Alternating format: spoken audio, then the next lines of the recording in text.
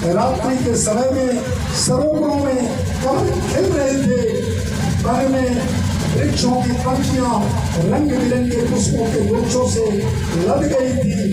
कहीं पक्षी चहक रहे थे तो कहीं भौरे गुनगुना रहे थे। उस समय परम पवित्र और शीतल मंद सुगंध वायु अपने स्पर्श से लोगों को शुभदान करती हुई बह रही थी।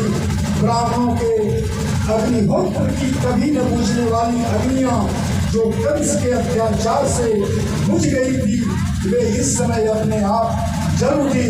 संत पुरुष पहले से ही चाहते थे कि असुरों की बढ़ती न होने पाए। अब उनका मन सहसा प्रसन्नता से भर गया। जिस समय भगवान के आविर्भाव का अवसर आया, स्वर्ग में देवताओं की कुटुंबियां अपने आप बज उठी।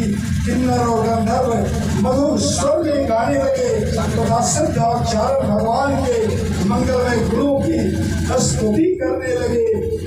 विद्याधारियां अप्सराओं के साथ नाचने लगी। बड़े बड़े देवता और ऋषि पुरी आनंद से भरकर पुरुषों की पुष्पों की वर्षा करने लगे। जल से भरे हुए बादल समुद्र के पास आकर धीरे धीरे गर्जना करने लगे। जन्म मृत्यु के चक्कर से छुड़ाने वाले जनार्दन के अवतार का समय था। निषिद्ध चारों अंधकार का साम्राज्य था।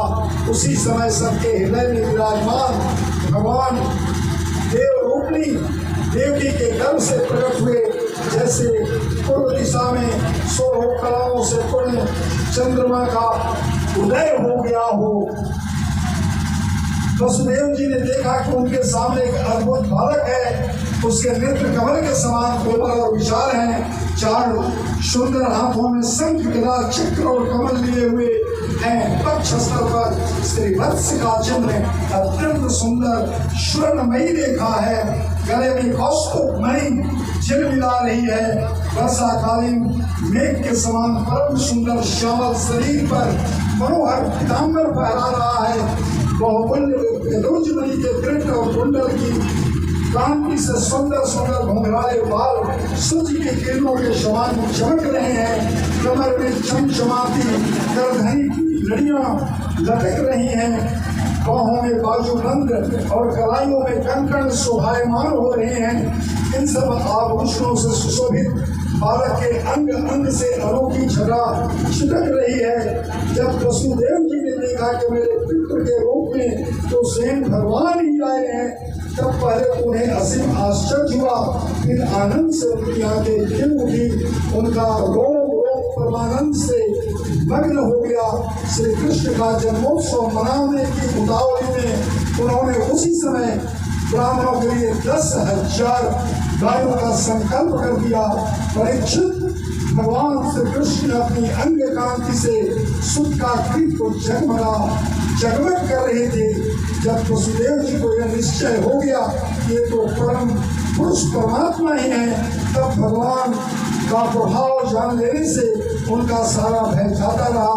अपनी बुद्धि स्थिर करके उन्होंने भगवान के श्री चरणों में सिर झुका लिया और हाथ जोड़ करके स्तुति करने लगे। बोलिए श्री कृष्ण चंद्र भगवान की जय। सभी संगीतज्ञ बंधु एक छोटे से भजन को दोहराएंगे। इसके बाद प्रकट की आरती गाई जाएगी और मुरारी बापू का भी गाई होगा। नंद गया नंद भयो जय कन्हैया लाल की।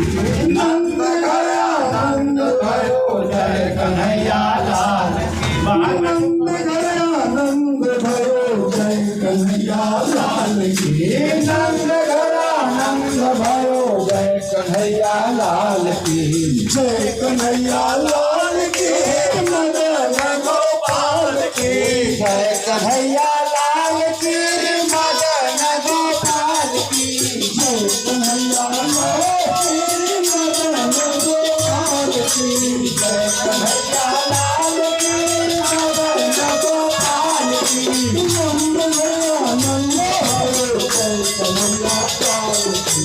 नंद गया नंद भयो जय कन्हैया लाल की। नंद गया नंद भयो जय कन्हैया लाल की। जय कन्हैया जियो श्याम लाला जियो श्याम